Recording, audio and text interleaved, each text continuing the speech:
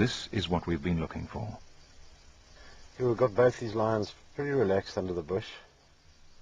They focused on me, definitely haven't gone to sleep. So what I'm going to do is sneak out this side of the car, keeping my body hidden behind the vehicle. Once I realize that they're completely relaxed with me outside the car, I'm going to get down on all fours and crawl towards them, and that should create some interest, and hopefully it's not too much interest.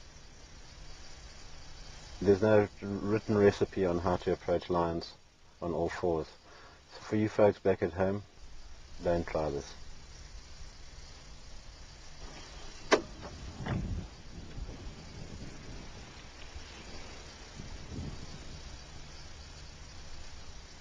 These lions are aware that we're out the car. One's staring continuously in my direction. Keeps checking. So they are aware we're out the car. As an upright human, he'd be scared of me. If I went down on all fours, it'll change his attitude. Let's just show you.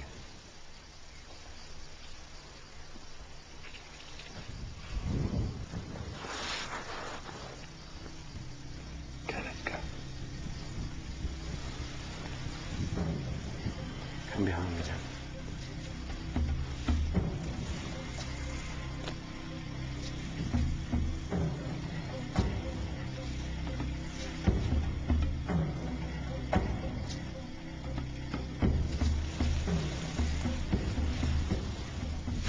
Crawl straight towards him. I think he's going to probably scoot, so I'm going to crawl towards this bush in front of me.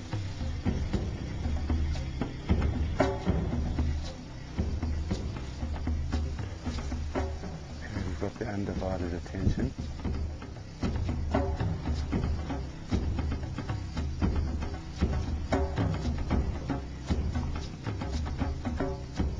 Lions have individual character. Mike will be meeting the more confident one.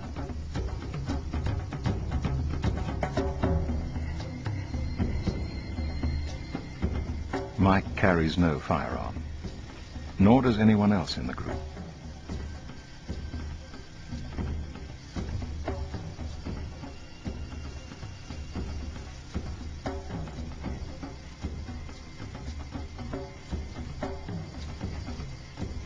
If the lion rushes Mike now, he has absolutely no chance of making it back to the vehicle. He's getting ready.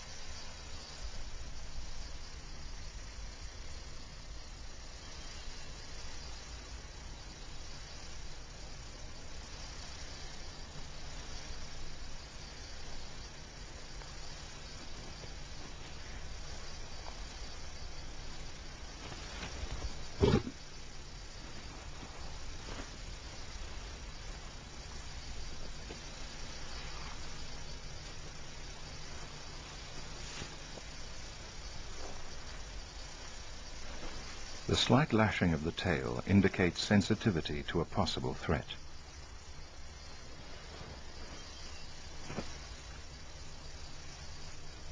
Mike has spoken of floating over the edge of the lion's comfort zone. Whether he can exit safely is another matter.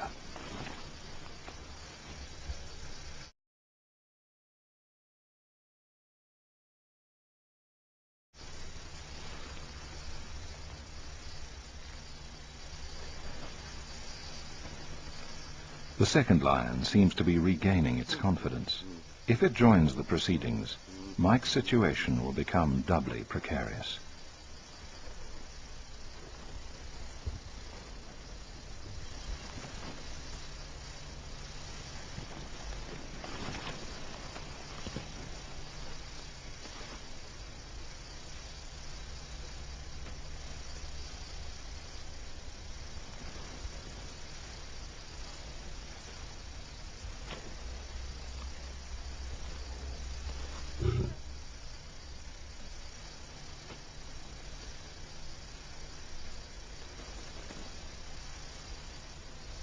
Mike plays the lion along, trying to keep its psyche balanced on the razor's edge between interest and caution, or between attack and retreat. By looking away from Mike, the lion avoids a direct staring match, and at the same time shows its teeth in profile. The pose is partly defensive, partly threatening.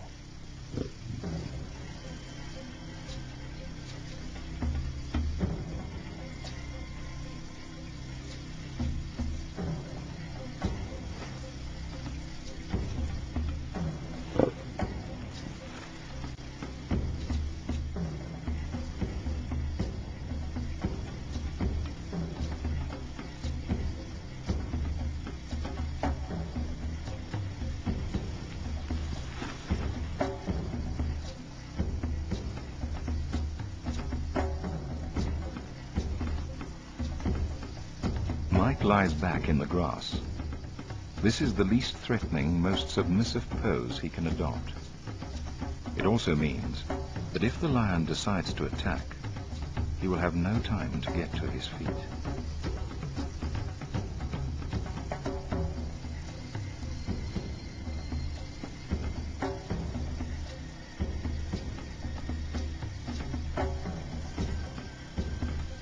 An exploratory jab with a paw could remove Mike's face.